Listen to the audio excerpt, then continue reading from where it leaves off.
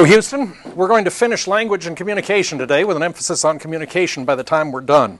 Last time we were partway through our journey related to development of language, and I wanted to kind of jump in the middle, reminding you that we'd basically kind of worked through up to the first word.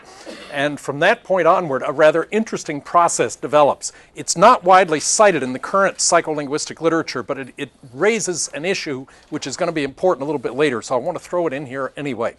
And that is, one of the traditional ways of measuring how a youngster is mastering language is to measure the actual length of each sentence that that youngster produces. And in essence, what that yields is a measure called the mean length of utterance. For obvious reasons, we simply refer to it as the MLU. The MLU solves or exhibits a number of rather interesting processes. First of all, I'm going to put the records of 3 different youngsters up on here that are published in the literature, in which what they did over an extended period of time was to count the average number of words included in the sentences produced by these youngsters. And there are several things that evolve out of that data that are revealing about how kids are mastering language. One is that the point at which they start linking words together varies over the space of a year or more in terms of when any individual youngster is actually going to start linking words together. The point being, obviously, that if after you master the first mama or the first traditionally noun, once verbs follow, you're then in a position to start stringing words together and actually producing sentences. We're not specifically tallying sentences here, but what we are doing is taking a meaningful communication unit and simply counting the number of units within it or the number of words within it. And so what we find is that when youngsters start doing that, first of all, there's about a 1-year interval during which that increase will start. Secondly, once the increase starts, it proceeds very regularly for various individuals. I've smoothed the data that you're seeing there, but it isn't that different from the actual data when you look at it. And you can very quickly project, or this way, given the curve you're looking at, how, at what rate a youngster is going to increase the length of their sentence. And the third thing is that rate of growth varies from youngster to youngster to youngster. That is, as you can see, the slopes on the curves there are quite different. Eve is learning very rapidly and very early. Sarah is somewhat more leisurely, but the expectation would be that the sentence lengths achieved by both of them will be very comparable by the time they're done developing their language. Now, in this early period, there are some other processes which are also going on. That is, and by early period, what I mean basically is the 2nd and 3rd years. That's the interval that we're covering right now. One of them is what's called telegraphic speech. This is fun. It can be dangerous, but it can be fun. Because in essence, what the youngsters are doing now is they're using what we last time called content words. But they're not using all the function words that you and I do. And if you think of function words as the mortar that holds the brick wall of conversation together, they're not using the mortar. They're just stacking the bricks. What that means is that context becomes very important. You almost have to be there with a youngster when they're exhibiting what's called telegraphic speech. Because otherwise, for instance, it's very difficult to put a 2- or 3-year-old on the phone with grandma. Because the 2- or 3-year-old is very concrete and is right in the middle of telegraphic speech. So they're sitting there talking to Granny about their favorite toy sitting in front of them and see the yellow balloon and see the red arm, and kids looking right at it. Obviously, Granny can see it and she can't. So that context is very important at this age. To illustrate the importance of context, a number of years ago there was a movie called Strategic Air Command that starred Jimmy Stewart, and it's probably 40 years old now. It's been around quite a while. What it involved was a story of the introduction of the B-47 and the B-52 bombers into the U.S. Air Force. And in the story that Stewart related to us in the movie called Strategic Air Command, he was a wing commander, and he was given the assignment of leading a squadron of B-47s or delivering a B-47 up to Greenland. He was based in Florida, and he was going to have to fly to Greenland and then find another way to get back. Just as he was leaving, his wife, who was pregnant, went into labor. And so what he did was to simply drop her off at the hospital as he left, saying, promising, I'll call. Well, by the time he got to Greenland, because he had some difficulties, by the time he got there, there was a telegram waiting from her, a message from her, indicating that she could not leave the hospital. That the child had arrived, it was a girl, it was fine, but she couldn't leave the hospital until they had a name on the birth certificate. They'd talked about names, but they hadn't finally agreed as to what should be done. The telegram that Stewart sent is this one in the movie. Congratulations. Can't think of any name, but hope everything fine. A nice, simple, fatherly kind of thing to do. I don't have a clue, and I hope you're well. All right? What was the child named when he got back to Florida? Hope, exactly. Because what he had intended to say was, congratulations, period. I can't think of any name, comma, but I hope everything is fine, by implication, with you. That's not the way she received it. The way she interpreted it was, congratulations. I can't think of any name but Hope, period. Everything is fine, by implication, with me. That's a danger of telegraphic speech. Most times we're not even aware of it. What made this an unusual kind of compelling example was that the husband and wife were separated by 2,000 or 3,000 miles, and there was no common element that they could identify with in that situation. That's a problem with telegraphic speech. It's very anchored in the here and now. There's another process that's also going on during these second and third years, and that is what's called overgeneralization. If you listen carefully to a youngster who's asked a question such as, "Where's your father?" he will imitate and say he went to the store. A couple of months later, under the same situation, what you're going to hear that youngster say is, he goed to the store. Okay? Now he's overgeneralizing. What he's trying to do is to master the rules of English. English turns out to be among the worst languages in the world regarding the use of regular verbs. That is, we have a huge number of irregular verbs in English. Net result, it's a difficult language to master. A couple of months later, that same youngster is now saying he went to the store. What you've got there are three different bases on which that subject-verb combination has been produced. On the first one, he's imitating. That is, he's still in the stage of imitating the language of those around him. At some level, he understands it's a past tense or it's something he did previously, so I'm going to imitate he went. Later, when he applies he goed, what he's doing there is over-applying the rule that ed means past tense in English, which it usually does, but not in the instance of go, went, gone as the verbs. And then in the third instance, he went, you now have true rule-governed, rule-generated language. So you've actually got three different circumstances occurring within about a 6-month interval there, each of which produces a slightly different use of the language. That's among the processes that is going on during this period. So 12 to 18 months, basically, and 18 to 24 months, we've pretty much covered here. By the time you get into the third year, the 24th to 36th or 38th month, now you're beginning to see things like auxiliary verbs, inflections are being added to the nouns and verbs to increase the complexity of what can be communicated. And perhaps the most interesting thing you're seeing is embedded clauses. The man who is standing over there is my father. The basic sentence is, the man is my father. And what that youngster has done is to stop the processing on the overarching sentence and inserted another complete sentence. Who is standing over there? Okay?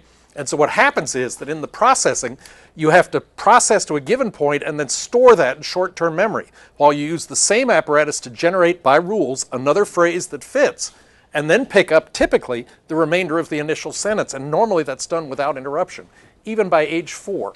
By the time they've reached, they're in their 4th year, they're already doing that. That is a very sophisticated piece of language processing that goes on. Now, I'm going to argue, and some do argue with me on this, that by 5 years of age, language is basically fully developed.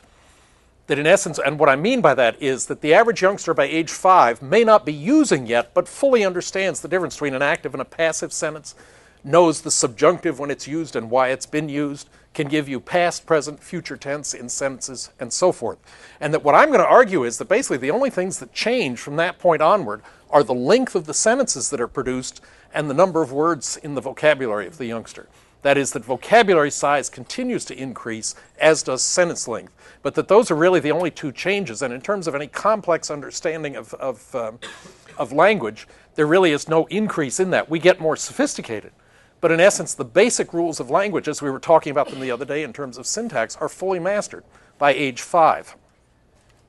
When you get on into the later years, then, it's basically just vocabulary size and sentence complexity that are growing. But we don't add any sudden new time expression-based ways to express ourselves in those situations. Now let's look at semantics for a minute and see what's going on here. I've been talking about the growth of vocabulary. Let's assign some numbers to this. This original set of data was based on a study done during the First World War, so it was conducted between 1915 and 1920 here in the United States. And they did a very extensive measure and word count of vocabulary words being used by youngsters up through age 6. And the estimates that they came up with are what you see on the screen. I want to argue against that and cite as evidence, and it's an N of 1, so it's a dumb way to do it, but you'll see where I'm headed with this in a minute. When my 12-year-old Vijay was 4, he came home one day and used the word habitat correctly. Not once, but several times.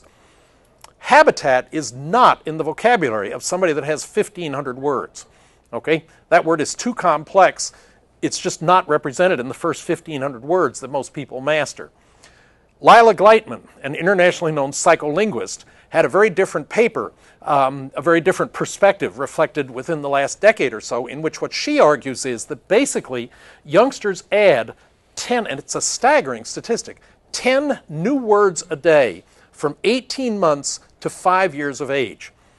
From the time you're a year and a half until you're 5 years old, you're adding words at the rate of about 3,500 words a year in round numbers.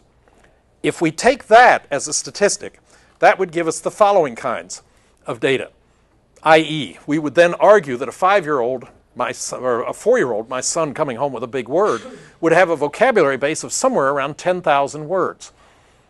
That is a vocabulary that is more likely to include goofy ones like habitat. And I suspect that Lila Gleitman, with the estimate on the right, is probably a lot closer to the level at which we humans master words nowadays. Among other things, between those two studies, the one in the middle was done in the 19-teens. The other one was generated as an estimate just within the last couple of years, last decade or so. We've invented and popularized a few minor appliances like television, radio, telephone, CDs. I mean, you name it. And all of the highly verbal-based output kind of devices have been popularized in the last 75 years. And I think what it's done is to create an environment in which we are all just bathed in words all the time. And the net effect is we can see it in our youngsters. Their mastery of language is much faster and much bigger. The total vocabulary at any given age is much larger than it used to be. And yet, there are some very traditional things that still happen. One of these is what's called the syntagmatic paradigmatic shift. This is a fascinating way in which kids' processing of language shifts during the elementary school years. If I were to give you a word association test to words like table, black, and salt, we can do it here. If I say to you table, the first word on your mind is chair. Yes. Black, white. Salt, pepper, and so forth, okay? You and I are very predictable. It turns out table linked to chair generates that association between 85 and 90% of the time in all speakers of English. It is a very tight stimulus-response linkage, okay? Not so with kids. You say to a child, table, in a word association context, the answer you get is eat, most frequently. The answer to dog, to black is dog, and the answer to salt is my food. Makes perfect sense, but it's a very different way of storing and using words than you and I use.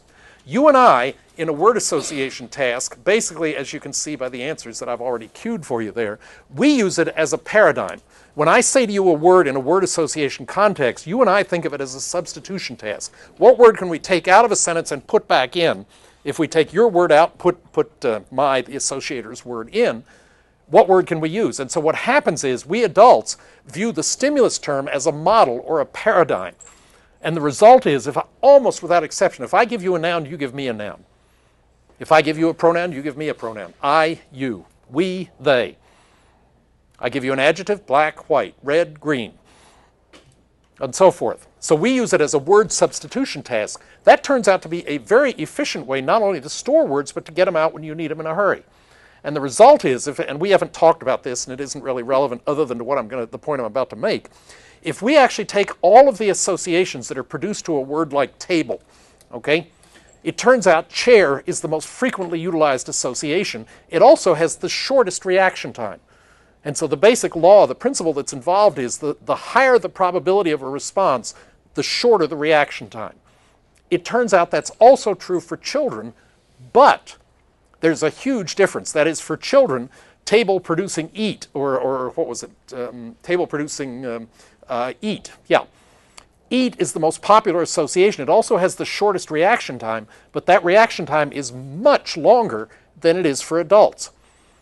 And the point is that the same basic relationship, higher priority of likelihood of occurring means shorter reaction time, is also true for children. But what they're doing is storing the word by syntax. You know, they practice stringing words together and they're encouraged to talk in coherent sequences and so forth. And therefore, they tend to store their words in sequences. And the result is it takes longer, first of all, to find the word and then generate a response out of it. So the most popular childhood association to that sequence is fully a second slower in retrieval time than is the adult association to the identical word. And if you want to say it's a practice effect, consider the following. If you go down to the few children who are using the adult association, that is for the very few people who say chair to table, that reaction time is fully a second faster than the average youngster's reaction time to the word. So it isn't a practice effect, it's a search and retrieval effect that is there. And the point then is that basically what you see there is a syntagmatic, paradigmatic shift. It happens first for nouns, then for verbs, then for adjectives, and finally for adverbs. Even by first grade, children are beginning to shift and do the associations paradigmatically by model. Verbs follow second, third grade, adjectives follow third, fourth grade, and adverbs follow fourth, fifth, sixth grade, much later. But that's a shift in the way in which words are stored, and because of that, it's a shift in the efficiency with which we can retrieve words. You and I are a lot better at it as adults than we were as kids. Now let's look finally at communication.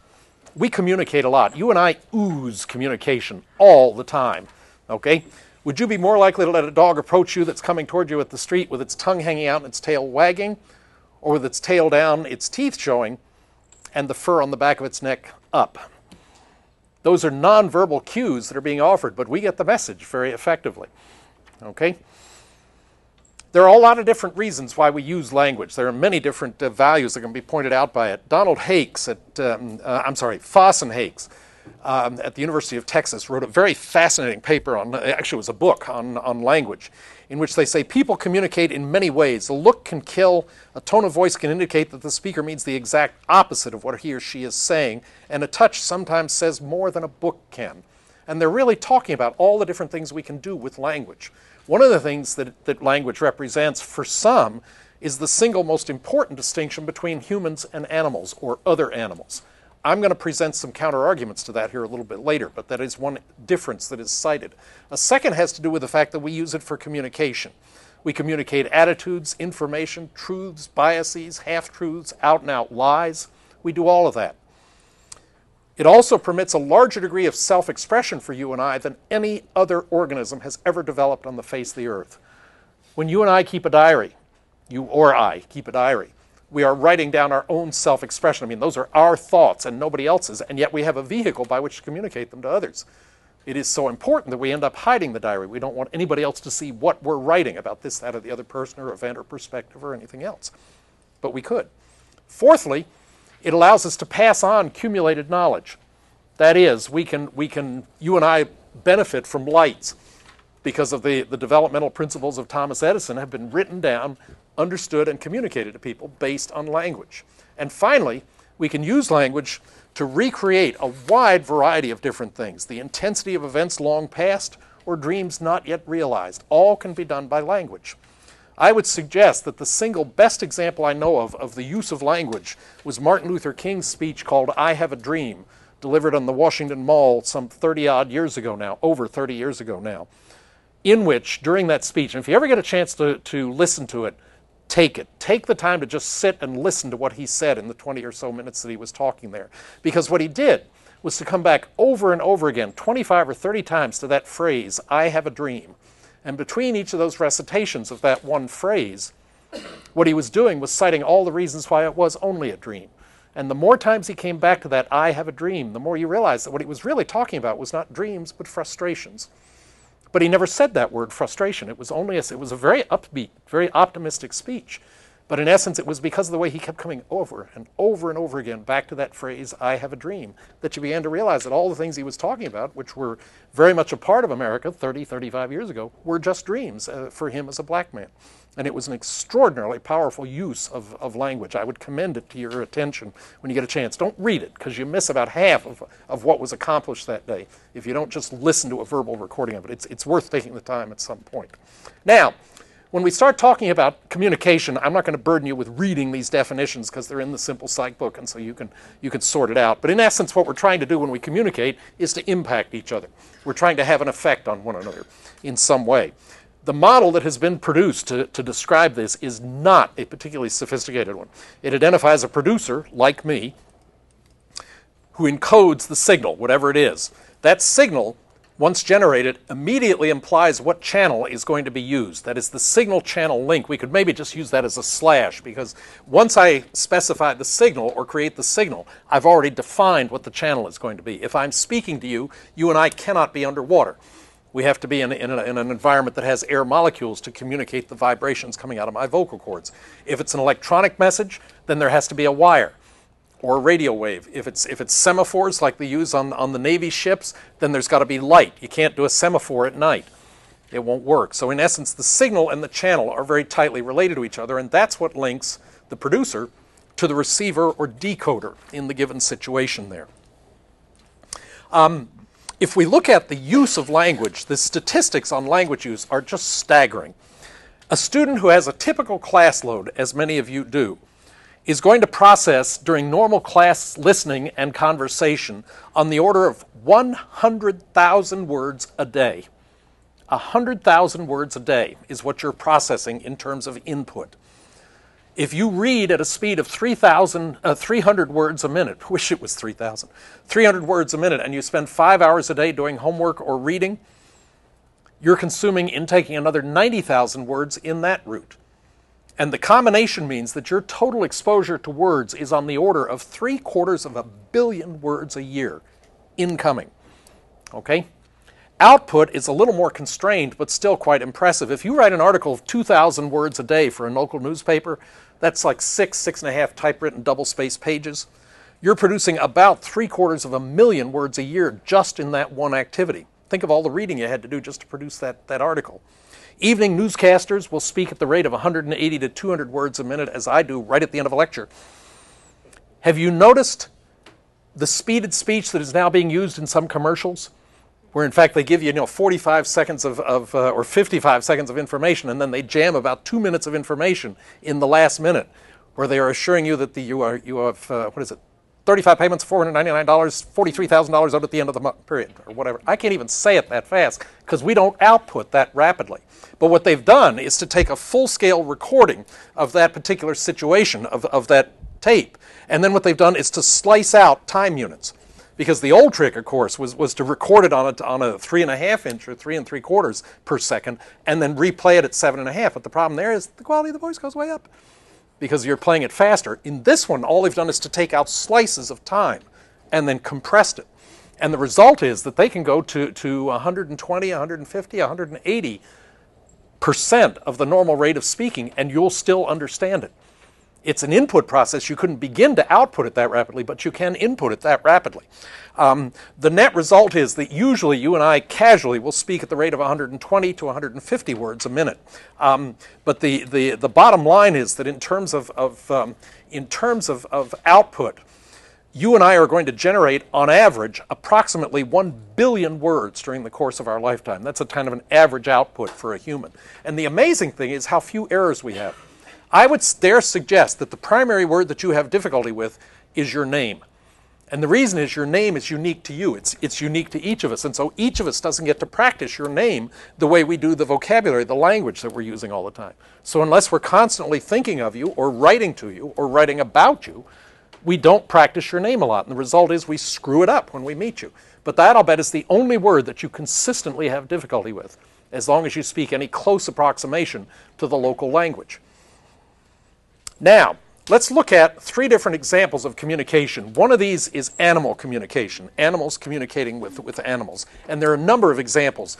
Beavers on a pond will slap the pond with their tail when they sense danger. Deer in a field will put their tail up so that the white underside of the tail shows, and only then, as a danger sign to other deer. And dolphins are known to communicate, enunciate in a very different way when they're under attack than when they're just in a friendly family group. So it is clear that the signals that are produced can be used for communication. The best example of these was a study of bees done a number of years ago by von Frisch. Sadly, he reported it in an article called The Language of the Bees, and I'll come back to show you why that was sad here in a little bit. But in essence, what he did was to study the nature of the dance that bees do, and it turns out the worker who discovers pollen comes back and does a dance on the side or the floor of the nest, depending on whether it's a vertical or a horizontal surface. The vertical surface is the one on the left, and the dance in that case has two features to it. One is the distance off vertical of the overlap portion. So on the vertical nest, if the overlap portion of the dance slants off to the right or the left, what that's telling the other workers who follow it around is that that's the distance, the angle that you need to slope off from the sun. So you come out of the nest, you look at the sun, and then go, in this case, off to the right of the sun by about 20 to 30 degrees. Okay? So that overlap portion will slant relative to the sun on the vertical surface. On the horizontal surface, it's exactly the same. The only difference is that in this case, the angle is directly reflected. It's on the flat surface, but it's relative to the sun when that is done. The other thing that is also communicated is the distance. And that's pretty obvious if you think about it. If you've just flown 200 yards, 2 miles, you don't want to break out into a wild Charleston immediately.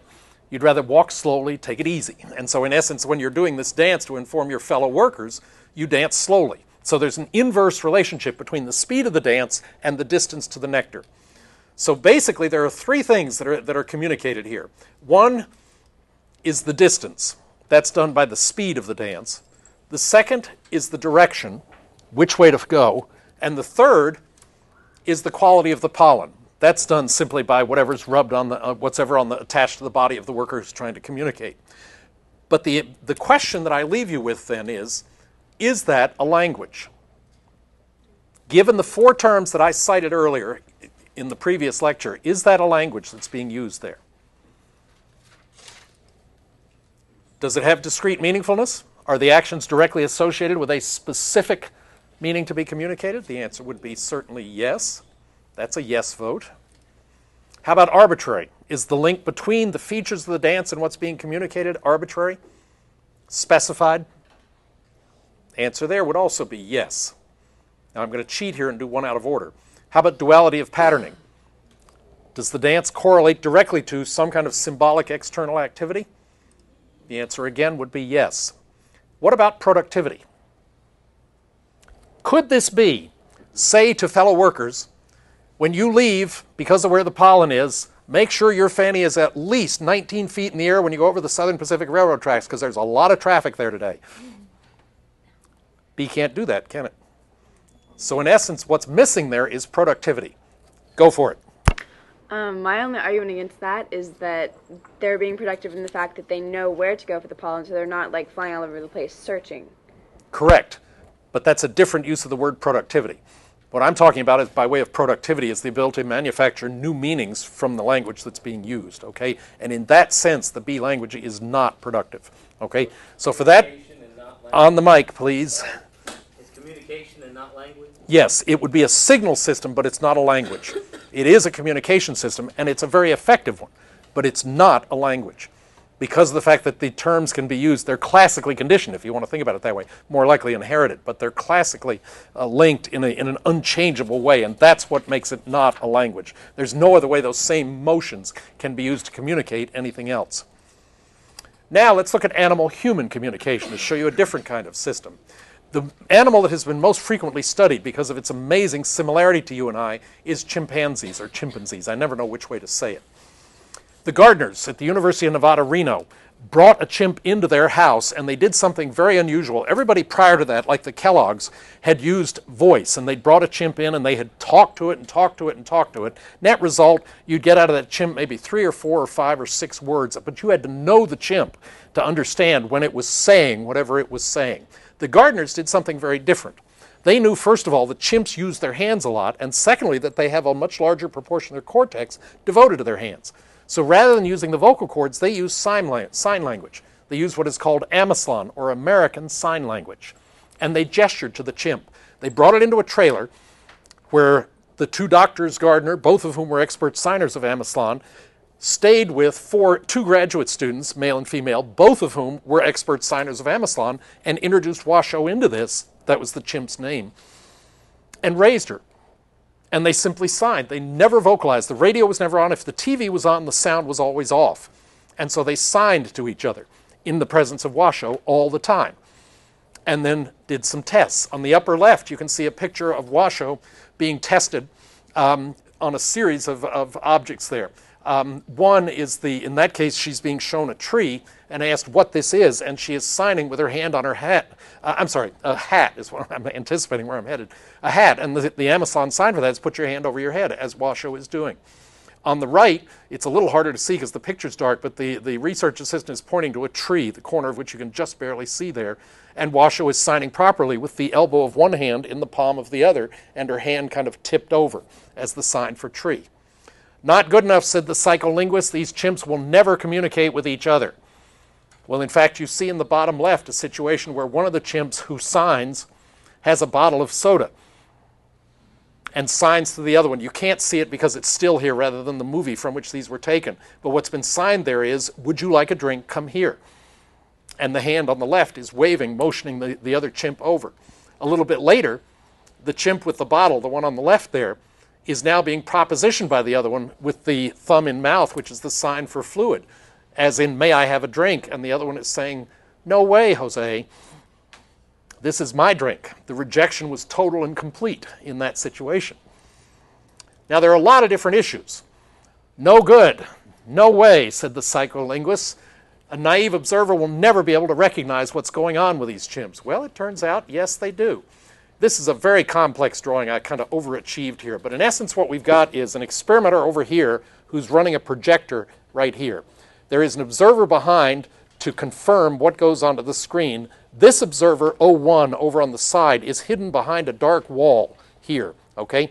Washoe the chimp, that's WC, is sitting here with full view of this screen, which is right here, okay? So in essence, the experimenter initiates a slide of an object. As soon as the object shines on the screen, the observer signs to Washoe, what is it? What do you see?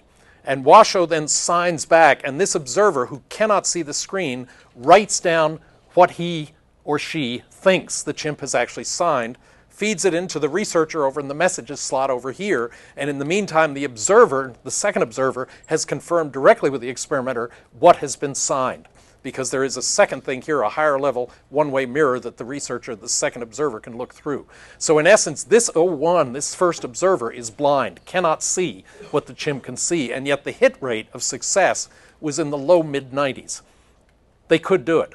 It was easy to do. You could once, and it could be people who'd never seen Washoe before. So you didn't have to know Washoe. She could sign well enough that any person who knew Amazon could in fact understand what's going on. Not good enough, said the psycholinguist. They'll never combine words into sentences. They'll never use them productively.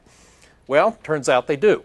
They were very quickly able to show that there was a steady progression in the length of the units that were being signed by Washoe in various kinds of situations. Not good enough, said the psycholinguist. Signing chimps will never teach other chimps, non-signers, to sign. Well, Washoe had a child by the time she was 7 or 8.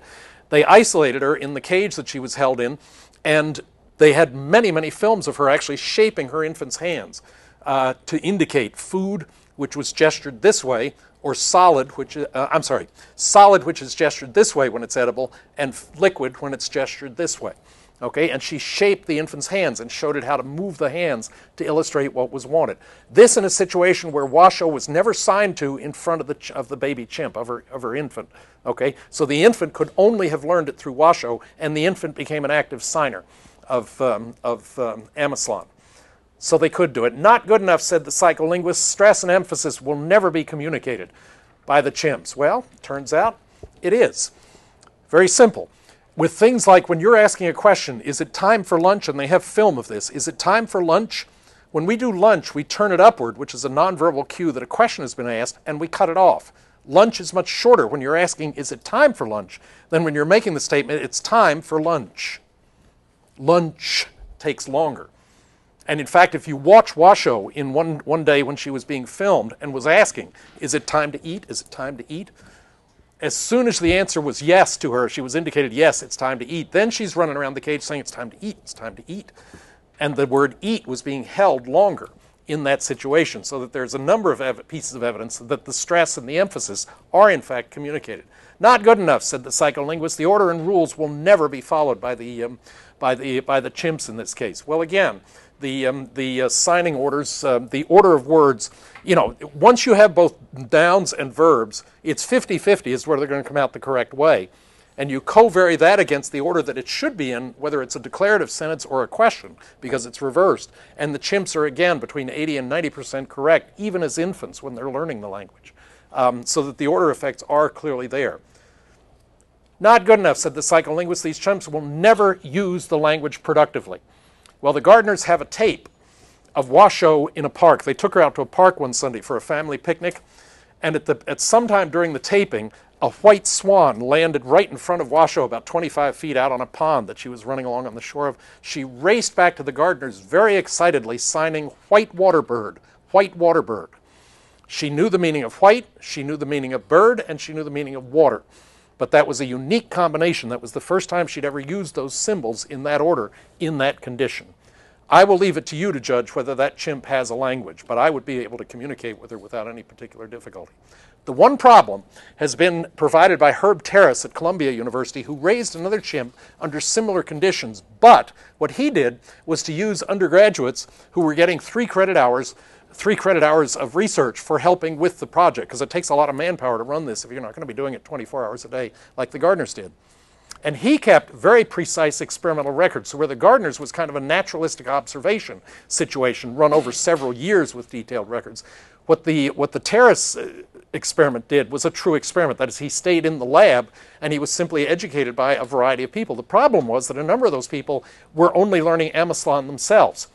So it was no great surprise, to the Gardners at least, when Terrace published a paper which said basically that the mean length of utterance of Nim, a takeoff on Noam Chomsky, the chimp in that project, had a mean length of utterance of somewhere between 1.3 and 1.6. That is, almost half of his utterances were simply one-word sentences rather than, not one-word sentences, they were simply one-word declarations. That may be nothing more than a signal system. And the Gardners' retort to that was simply, it's a case of the blind leading the blind. You've got people who don't understand how to speak Amazon trying to teach a chimp how to speak Amazon. And in fact, in most cases, you and I speak in short, jerky, choppy sentences that are 1 or 2 words long when we're first learning a vocabulary and a language.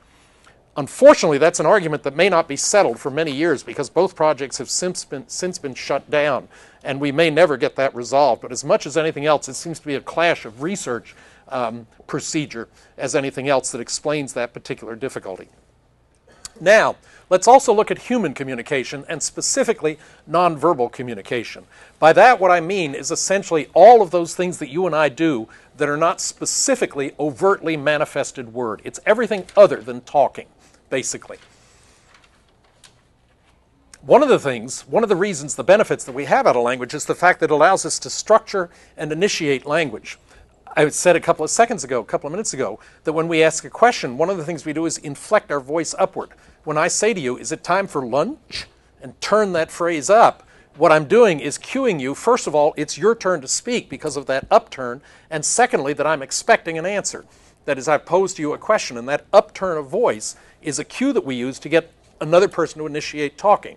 Isn't that right? Nod yes. Another thing that happens is regulation of language. If I'm arguing with you, it's happened even here in class a couple of times, where you ask a question and I give a response that's either orthogonal, it's at right angles to what you're asking, or in fact you don't understand what I'm saying, and your verbal signs, your nonverbal signs tell me you don't yet understand. You've still got your eyebrows knit or something. When you do understand or agree with what I'm saying, then you're typically doing this, or your eyes will open more. Those are both verbal cues that a speaker uses to say, okay, I can move on, I can go on to the next point, whatever it is. So you and I are regulating the nature of the interaction that we have non-verbally, even though it's a verbal process that's being regulated here. One rather interesting study done by Morabian a number of years ago has been widely misquoted in the literature. Because in essence what he argues is that across the 100% of a spoken message, only 7% of the message is actually in the spoken words. He argues in his measurements that 38% of it is communicated by the speaker's tone of voice, and a whopping 55% is communicated by the facial expression that accompanies the speaking. What is widely misunderstood is that this only involves emotional messages. His study was actually only of emotions. It was not of general communication. Okay, so that's been a widely misquoted study, but the fact is that a significant proportion of the communication we do is nonverbal. That's the reason you have to talk longer on the phone to describe something to somebody. You can't use your hands. Well, it's about this big, and you have to say, well, it's 24 inches across, it's 31 inches deep, and you can't do it like I'm doing with my hands, because with the language you're more tied to the language without the environment surrounding it being available to you. There are at least 5 different types of nonverbal communication that we use. One of these is kinesics, and you can get into a whole literature on those. Hand signals, for instance, like that means stop, stay back. That's good, that's bad. Okay, that's a dirty word in England, and so forth. Those are kinesics, basically. There are other ways in which we motion to one another, and let me give you a couple of examples here. Who would you be more likely to approach among these two in a doctor's office? Who would you be more likely to start a conversation with? The one on the right or the one on the left? The one on the right, clearly. The one on the left is in a closed position. His legs are closer together, his arms are crossed in front of him, he's hunched down, and he's looking down rather than up. All of those are go-away signs, okay? The one on the right is looking up. He's in a much more relaxed, what's called open cross. That's not as approachable as if his legs were uncrossed and spread, but it still is saying, I'm okay. I mean, you can talk to me at this point if you want. What about her? Would you ask her for a date? No, this is, get away from me. I do not want to talk to you, okay? That's very simple, okay? Those are nonverbal cues and their body movement that are involved in that situation. Who would you be more likely to ask for a date, this person or this one? The top or the bottom? Bottom, very clearly. What's involved there is pupil size. Pupil size is a dead giveaway in you and I. The more interested you are in somebody, the bigger your pupils will be, okay? Always. That's the reason the dealers in Las Vegas, or now over in the Coshada Indian Reservation, wear the green shades.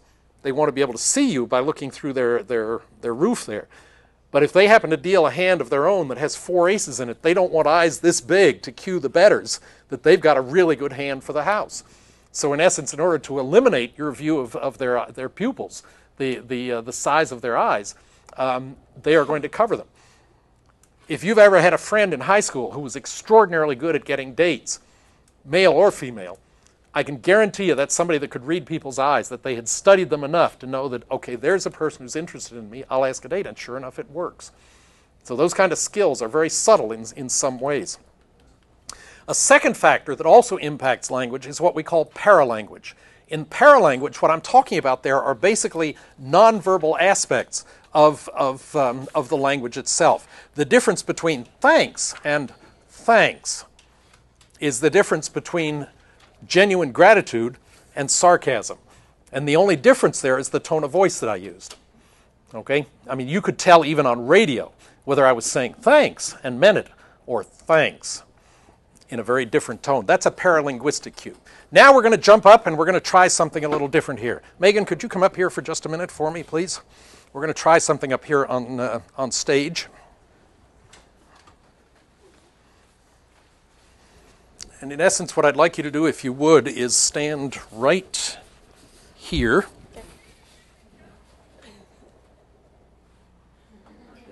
Now, she doesn't snicker and start feeling awkward until I hold her hand. You didn't laugh until I grabbed her hand, and yet I had more contact with her physically when I was touching both shoulders than I did when I was holding her hand. But the first was normal. The second was a violation of the intimate zone. Okay? You and I have, it's true. See, and she's even backing away as a just in case.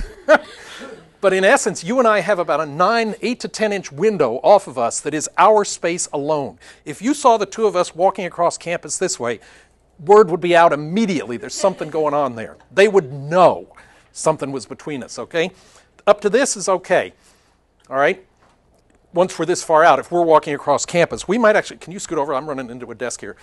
We might be up to about 3.5 feet apart, but anything more than that, if we're walking across campus, we're not this far apart having a conversation, okay? Because that's that's beyond the second or personal zone, okay? If you can stand there, I can do one more and turn toward me. If we went to a party, we could get up to about this far apart. We're about 10 to 11 feet apart. Anything more than that in a circle that's this big won't work because we can't talk casually to each other and make contact in any significant way. And the result is it'll close down because you've now moved into the fourth space. Thank you. Now you can go back. Okay? So in essence, it turns out that there are basically four different things that are involved in terms of what we're talking about here. Four different distances. What we're dealing with here is what's called proxemics. And if you think that's only human, have a look at these seagulls in Charleston Harbor. The rule here clearly is 1 seagull per post, 1 seagull per railing. There is, if you notice in the first railing closest to us, 2 seagulls landed. You'll also notice those are the only 2 seagulls that are looking left. Everyone else is looking right. My bet is that it was the one on the left that landed, because he's ignoring the one on the right, and the one on the right is looking over to say, what the hell are you doing on the railing? It's 1 per, don't you know that? And in essence, what you're seeing there is proxemics, or distancing, spacing between the birds in that situation. When we look at human distances, they communicate worlds about the nature of the relationship that goes on between people. The intimate zone, as I said, is up to about 9 inches for each of us, and you very seldom let people closer than that to you, except if it's forced by circumstances, elevator or something, or sitting in an auditorium. If you whisper to somebody, almost without exception, unless it's forced by circumstance, it was generated by the nature of the situation. That is, you were in a concert and a violinist was playing and you had to say something, you'd have to whisper. But otherwise, if you whisper, it's somebody with whom you either are or would like to be intimately involved. Okay? Because we just never use whisper. Personal zone. Have you ever walked along behind somebody on campus? 2 friends who are talking about anything. You're not going to be able to hear them, because it's a soft voice that's used up to about 3 feet away. It's not intended for you to be able to hear, and you won't. You, in fact, will not. The social distance is up to about 12 feet away, as we demonstrated here a couple of minutes ago. Then it's when you use a moderate to full voice, and only very occasionally do you ever have call to use the public voice. That's what you do at a ball game. When you're sitting in the football stadium, there's absolutely no reason to be whispering to one another. You're talking at least a full voice, and in some cases a loud voice. When I talk, and I demonstrated it this morning in the lecture hall, when I'm talking to the back row of a 26-row auditorium, which I lecture at, I'm talking about this loud, and I can do so for about 3 hours. That is, over the years I've learned how loud I can talk, how long. But you can hear already that it's too loud for the circumstances we're in here, okay? Among other things, because I have a microphone. Have you ever sat in a restaurant and been able to hear a conversation 4 tables away? Somebody is using either the full, which is the social distance, or more likely the loud or public voice. And it's a pain in the neck, or the ear, or whatever. You don't give a rip what they're doing, and you wish they'd just shut up.